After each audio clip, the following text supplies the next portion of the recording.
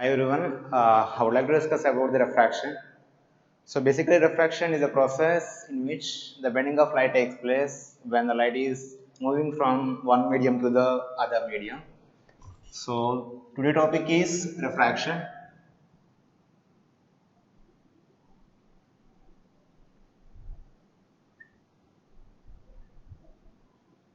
So refraction. So let it be the medium 1 and let it be the medium 2 and let it be the interface. So as I told you, when the light is moving from one medium to the other medium, so what will happen is that, so when the light is moving from one medium to the other medium, so the point where the light incident is called as the point of incidence, and if we draw a perpendicular line here, that is called as the normal line. So when light is moving from this medium to this medium, so what will happen is that it doesn't go straight, it will just bend and travel. So just like this. Clear? So this process is called as a refraction. So basically refraction is nothing but it is the bending of light at the interface. Okay? So bending of light at the interface. At the interface when it is moving from one medium to the other medium is called as a refraction. So basically there will be two possibilities for this bending of light. That is either it can move away from the normal line or it can move towards the normal line. That will depend or that will decide by the property of a medium. That property is called as a refractive index. And basically the refractive index will be denoted by the letter small n, and it is defined as the speed of the light in the vacuum to the speed of the light in the medium. So we know that the C value, that is 3 into 10 to the power of 8 meter per second, that is nothing but a constant value. So then we can easily say the relation between these two values, that is these two are inversely proportional to each other. That is, if one increases, other one decreases, and if one decreases, other one will be increases. So if a particular medium will have a more refractive index, then the speed of the light in that particular medium will be very less. And if the particular medium will have a less refractive index, then the light will have the more speed in that particular medium. So this refractive index will also give one more idea about the type of the medium, that is whether it is a denser medium or it is a rarer medium. That is, by looking at the refractive index, we can say that whether it is a denser medium or it is a rarer medium. So basically for the denser medium,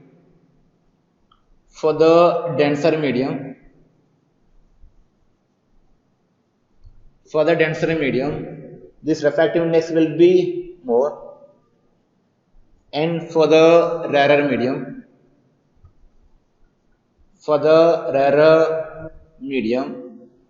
this refractive index will be less. Clear? Am I clear? So now, depending upon this denser medium and rarer medium, we can say that whether this reflected ray will move close to the normal or it will move away from the normal. So have a look here. So for example, if I take the upper medium as a denser, so D for denser, and I am taking the lower medium as a rarer, so this R for rarer. Now the light is moving from denser medium to the rarer medium.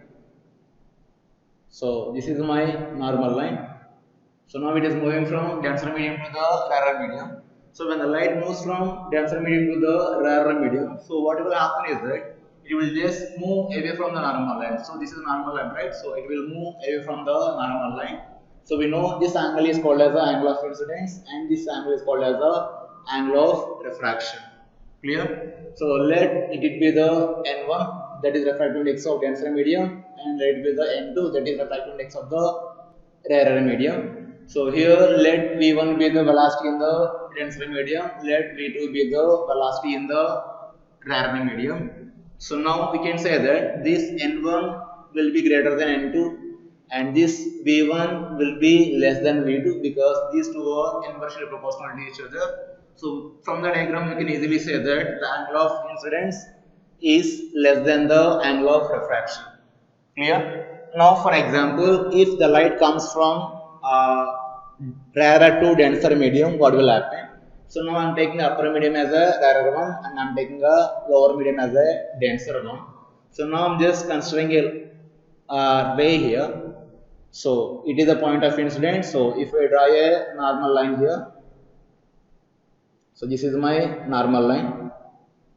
Okay. So now what will happen is that when it is moving from rarer to denser, it will move close to the normal line. So let this n1 be the refractive index of the rarer medium and n2 will be the refractive index of the denser medium, and let this v1 is velocity of light in the rarer medium, that v2 will be velocity of light in the denser medium. So we know this angle is angle of incidence and this angle is angle of refraction. So here also we can easily say that this n1 will be less than n2 because here the first medium is rarer and the second medium is a denser, and we can say that this v1 is greater than v2, and from this diagram we can say that the angle of incidence is greater than the angle of refraction. Clear everybody? And these two are very important. That is, when the light is moving from denser medium to rarer medium, it will move away from the normal line. When the light is moving from rarer to denser, it will move close to the normal line, and even these conditions are very important for objective purpose. Clear? And when the light undergoes this refraction, it follows the specific laws that is called as the laws of refraction. Okay, so that is laws of refraction.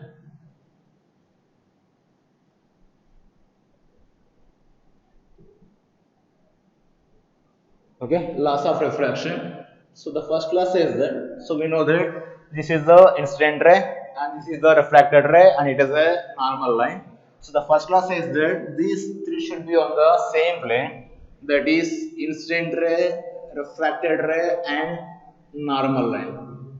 So incident ray, refracted ray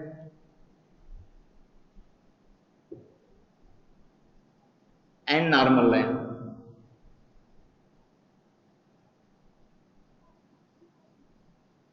And normal line should be on the same plane.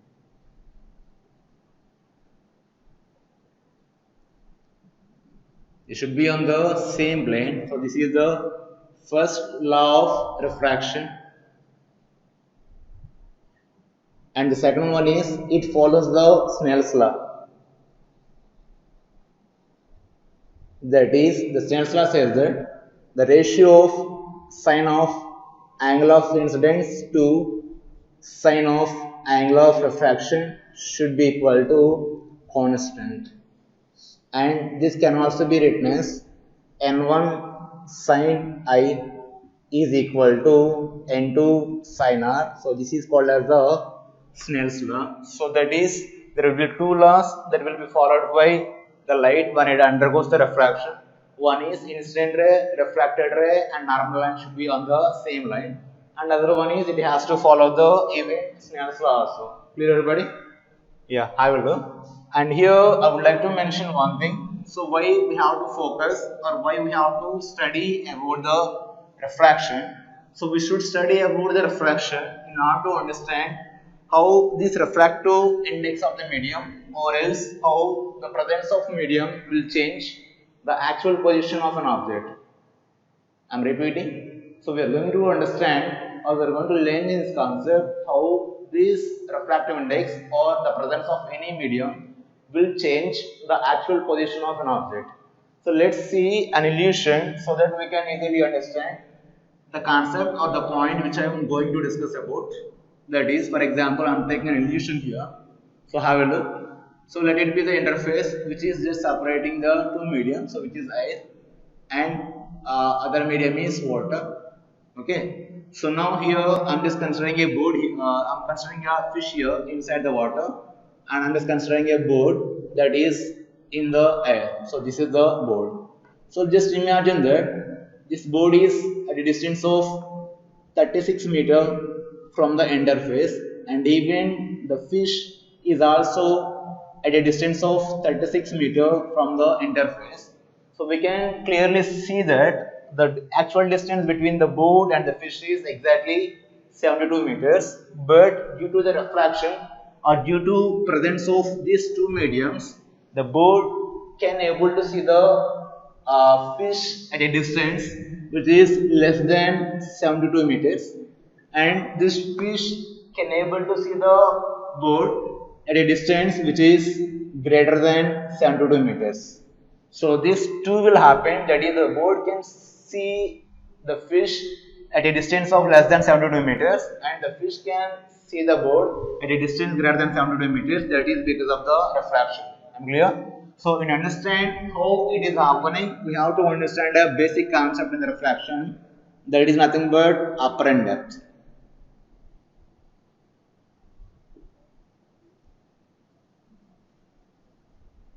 Okay, so this concept will make more clear. Understand everybody? So now have a look. For example, I'm just taking the interface which is operating the two medium. So this is the medium 1 and this is the medium 2, or let it be medium 1 and let it be the medium 2. Now I'm taking an object here that is inside this second medium. So let it be a denser one and let it be the rarer one. Okay, now the object, this is the object, so which is in the denser medium. Now let's imagine I'm just observing this object from this rarer medium, that it means the observer is in the rarer medium. So in order to see this object, we should consider minimum 2 or 3 rays which are coming from the object in order to form the image, or in order to look at this image, object. Clear? So now have a look. I'm just considering 2 rays. So one is like this. Yeah. So this is coming from this object, so which is exactly incident on the interface perpendicular to that. So we know that since it is incident perpendicular to it, so there is no refraction. So it will go straight like this. Okay. And now here. Okay. Now here have a look. Now I'm just considering one more ray from this object. Okay. Sorry. Yeah. So this is one more ray from the object. So this is the point of incidence. So now I'm just drawing a normal line here. Okay. So this is the angle of incidence. So we know that since it is moving from denser to rarer, it will move away from the normal line. So it will move away from the normal line like this. So this is the refracted ray, and this angle is angle of refraction. So if we extended this one to back like this, so it will intersect here. So this is where we actually see the object position. So now we can clearly see that actually this is the object position. So due to the refraction, we are able to see the object here, that is the position is right there. So this point, this distance is called as the shift here. So clear everybody? That is how the position of an object changes because of the refraction. So here this distance, that is where we are able to see the object because of refraction, is called as the apparent depth, and this one, the actual position of object, is called as the real depth. So for my convenience, I'm just taking this apparent depth as a h dash, and I'm just taking this one as a h, that is nothing but real depth. So now I'm just naming them. So this is, since it is an object, so name it as a O, and here I'm just taking it as a, and here I'm taking it as a B. So since this angle is I, and this angle will be also I, and this angle is R, and this angle will be also R. Clear everybody? So now have a look. So from the basic trigonometry, so from this right angle triangle ABI, this point is I. So from the triangle ABI, so I can write it as tan R equal to, this can be written as opposite side by adjacent side, that is AB by BI, and from the right angle triangle ABO, okay, ABO, I can write as tan I equal to, this can be written as AB by At same side is nothing but BO. So we know that when the angle is very small, these tan theta values will be similarly or approximately will be equal to this sine values. So therefore, when the angles are small or when theta is small, or also we can say that the angle, so when the theta is small, we can say that this tan theta is approximately will be equal to sine theta. Clear? Okay, so how will do? Now we can write as, now I can write tan r will be equal to, or it is approximately will be equal to sin r, and I can write tan I is approximately will be equal to sin I. Clear? And we know the Snell's law, that is here. N1 sin I is equal to N2 sin R. So N1 sin I is equal to N2 sin R. So N1 into sin I can be written as AB by BO. So that is AB by BO, that is equal to N2 into sin R can be written as, so sin R can be written as AB by BI. So this AB cancel out, then we get N1 by BO is equal to N2 by BI. So here N1 by BO is nothing but, that is the original distance or real depth of this object. So it is nothing but h, and that is equal to N2 by BI is nothing but h dash. So here these two are very important, that is refractive index of the mediums are important. So here this is the refractive index of the medium from where we are just considering the incident ray, and this is the medium where the refracted ray is. So here I am just taking as the refractive index of this medium as n, and I am taking this medium as a air, so which is nothing but 1. Clear? So nothing but here I can write as n by h is equal to, and this can as 1 by h dash, because the refractive index of the air is 1. So now I can write as h dash is equal to h by n. So that is how we find the apparent depth of any object by using this analytical method of this apparent depth concept. Clear everybody? So this h dash is equal to h by n. Clear? The h dash is equal to h by n. So now try to understand the shift concept also. You can shift. So basically shift is nothing but, see here, when object is in the denser medium, we are not able to see the actual position of object, but we can able to see this image, right? So that means there is a shift in the position. That is what we are going to calculate now, or that's what we are going to find it now. So basically the shift is nothing but, see here, this is the original depth or real depth, and this is the apparent depth. So in order to find this point or this displacement, we can easily do it by just removing or by just subtracting the apparent depth from the real depth, right? So shift is equal to, it is the difference between real depth and the apparent depth. So that is h minus h by n. So if you take out this h common, so it will be 1 minus 1 by n. So this is the shift of an object when the object is in the denser medium. Clear? So similarly,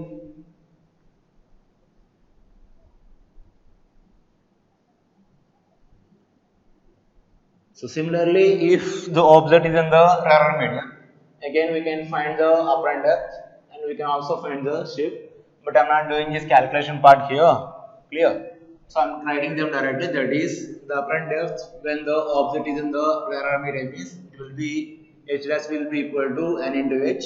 So where this n is refractive index of the medium and h is the real depth. So therefore the shift can be written as, the shift will be equal to, it is nothing but real depth minus apparent depth, that is h minus nh. So if you take this h common out, it will be 1 minus n. Clear? So this is shift of an object when the object is in the rarer medium, and this is shift of an object when it is in the denser medium. Clear everybody? So these four formulas are very very important for your objective purpose. So this is the upper depth when it is in the denser medium. This is shift in the when it is in the denser medium, and this is upper depth when it is in the rarer medium, and this is the shift when it is in the rarer medium. Clear everybody? So in understand to understand this concept very well, that is upper and depth concept very well, we have to solve a lot of problems, because each and every problem can improve our understanding of the concept. That is the basic point behind each and every problem. So whenever you choose a tough problem, you never leave it. Just go to your faculty and then ask him or ask her. Then they will clarify you. Then you can. Okay. Let's see the problem. That is, we are going to find the distance between fish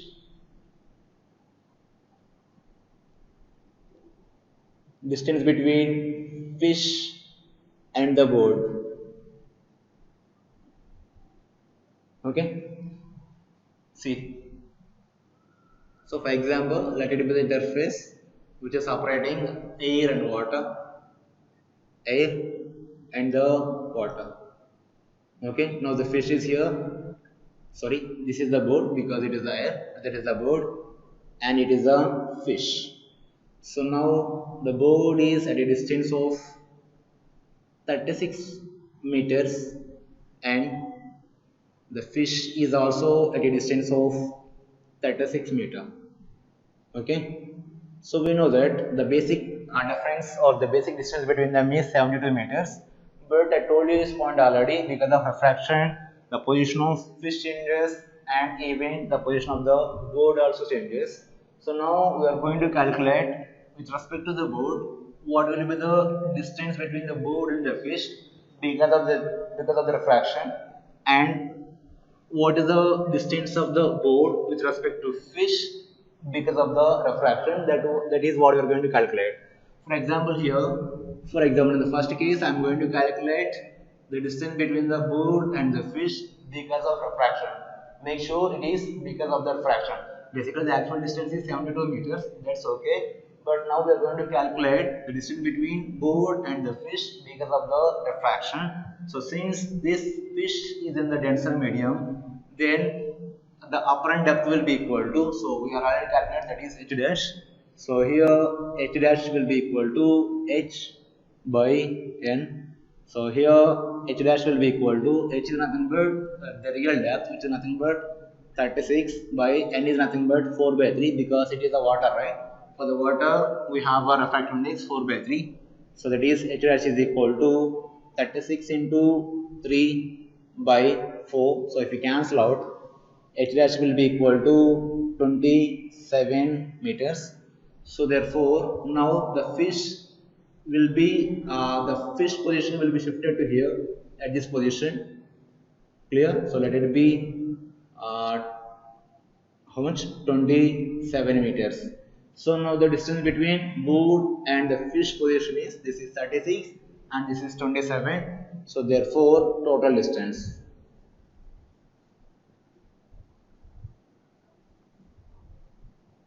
So therefore total distance is equal to 36 plus 27, that will be 63 meters. Now coming to the fish, now what will be the distance between fish and the board? Because of refraction, I am just repeating the word because actual distance is only 75 meters, but because of refraction, the position of the board will be changes. After changing the position, we have to find the distance between fish and the board. So therefore here the board is in the rarer medium, so we know the apparent depth formula, that is h dash is equal to n into h when it is in the rarer medium. So that's why h dash is equal to n into h. So h dash will be equal to, here n is nothing but, since it is a refractive of water, so it will be n into h is nothing but how much? It is nothing but 4 by 3 into h is nothing but 36. So this cancel out, then h dash will be equal to, this will be how much, 12 times, so 48 meters. So that means the board will be shifted to here. I mean the position of the board will be shifted to here. So which is exactly at 48 meters from this interface. So therefore total distance will be this 36 and this 48. So therefore total distance,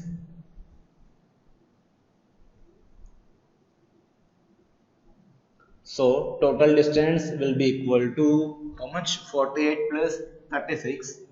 So it will be 84 meters. Clear? So have a look. If you guys have any doubt, please let me know.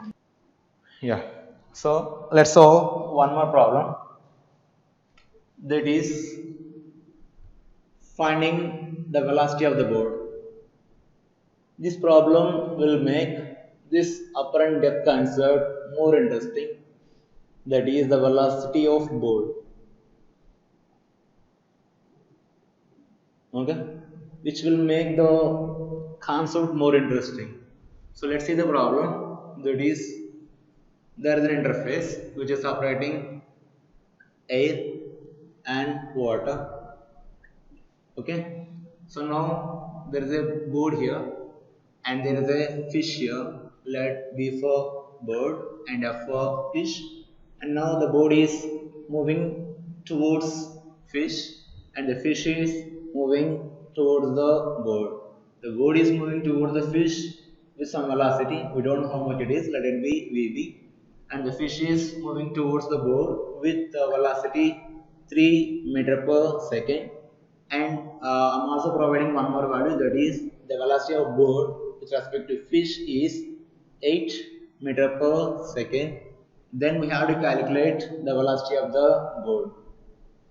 So this problem is very interesting. Not interesting, but this will make the concept more and more interesting.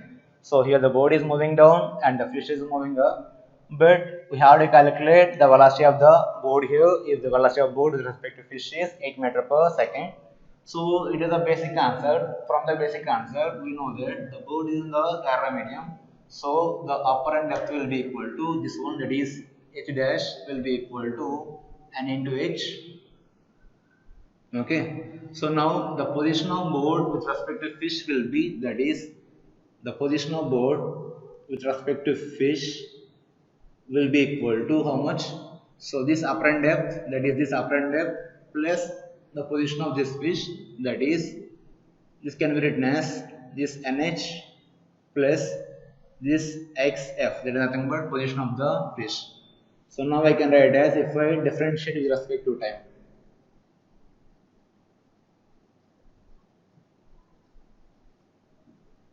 If I differentiate with time, so what will happen? So have a look. So this is the velocity of board with respect to fish, and this can be written as n into the velocity of the board, because this is the apparent depth of the board, right? That's why that will be velocity of the board plus velocity of the fish. If you have a look here, this board is coming down and this fish is moving up. So basically the distance is keep on decreasing. That's why we can say that it is a minus, because it is decreasing. And even we can say the velocity of the board is also decreasing because its positions keep on decreasing with respect to this interface. So this is minus VB, and even the board, sorry, fish position also decreasing with respect to the interface, that is minus VF. So minus cancel. So there is VBF is equal to, can write as VB plus VF. So this is given as 8, and that is equal to, we have to calculate this one plus this will be 3. So sorry, I forgot to call you here, that is n and n and n. So now I can write as n into VB is equal to 5. So VB is equal to 5 into, here n is nothing but a factor index of the medium, that is water. So 5 into, I can write as 4 by 3. So that is VB is equal to, sorry, it will be reverse, right? That will be equal to 3 by 4. So it's nothing but 15 by 4 meter per second. Clear? So see the last problem. I'm just taking one more problem to make this concept more clear or more interesting. See, knowing formulas is nothing, but if we keep on doing a lot of problems, then we can able to understand the concept more and more clear. That is very important to understand or to learn the physics very well. So now have a look. For example, if you just involve the plane mirror concept in the upper depth, what happens? I'm just involving this plane mirror concept in the upper and depth concept in the refraction. Okay, so have a look. So now I'm just taking a beaker. So I fill the water up to 10 meters. Okay, so this is 10 meters.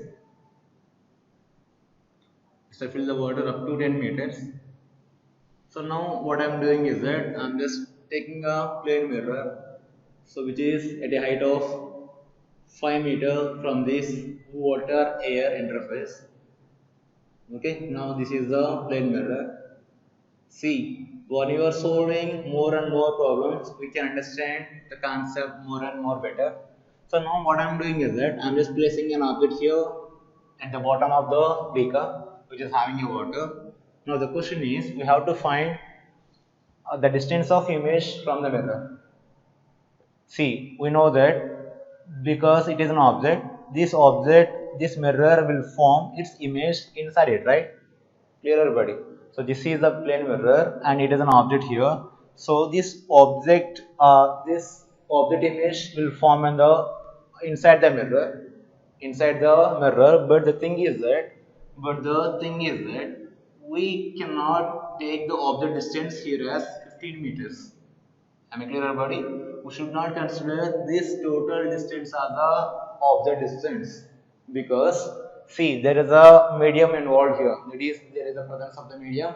So because of this medium, there is a change in the position of the object.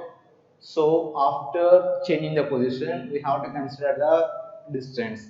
If you consider the distance before the refraction, that will be wrong. Clear, everybody? So have a look. We should not consider this 15 meters as the object distance. So first, what you have to calculate is that we have to calculate the upper depth of this object. So since it is in the denser medium, we can say that h dash is equal to h by n. So here h dash will be equal to, so basically h is nothing but how much? This h is real depth is 10 by water is nothing but 4 by 3. So now h dash is equal to 30 by 4. So which is equal to 7.5 meters. So that is because of the water, the position of object will be shifted to here.